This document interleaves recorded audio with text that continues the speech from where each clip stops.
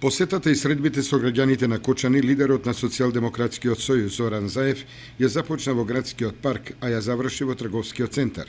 При тоа тој истакна дека целта му е да се сретне со младите и со обичните граѓани, за да ги слушне нивните потреби и проблеми и да ги охрабри да се обединат. Заев ја искоментира и одлуката на Уставниот суд за законот за помилување на лица осудени за изборни криминали, која според него била нарачана од власта и премиерот Никола Груевски и ги повика присутните со УА да ја осудат. Ова одлука срамна на Уставниот суд да го укине делот за помилување за избори. Ова е срам за државата. Ова не значи дека некој сака да избега само од одговорност за изборни измами што правил. Тоа значи дека некој има намера да прави нови изборни измами. Тоа не смееме да го дозволиме. Затоа со едно големо УА до Уставниот суд да му испратиме порака да не си игра со судбината на Македонија.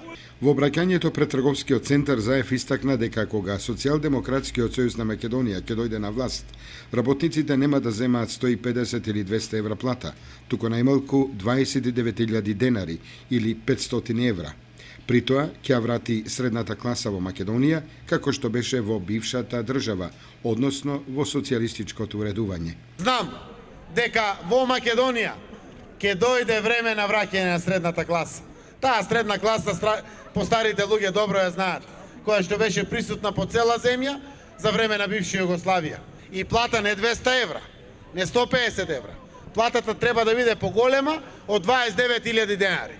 Лидерот на Социјалдемократскиот сојуз на Македонија потенцираше и дека новата власт предводена од него ќе им посвети поголемо внимание на младите. Тие што ќе обезбеделе 2000 евра од државата, ќе добиле уште 10.000 евра неповратни пари за да отворат бизниси. И секој што ќе може да обезбеди сопствени 2000 евра, ќе добие неповратни 10.000 евра од државата. Не кредит, неповрат, за сопствен бизнис. Па ако даде Господ, утре тој да вработи нови 23. Во своето излагање Заев зборуваше и за промените на состојбите во образованието, за намалувањето на данокот на додадена вредност, учеството на државата во отворањето на нови фабрики и слично.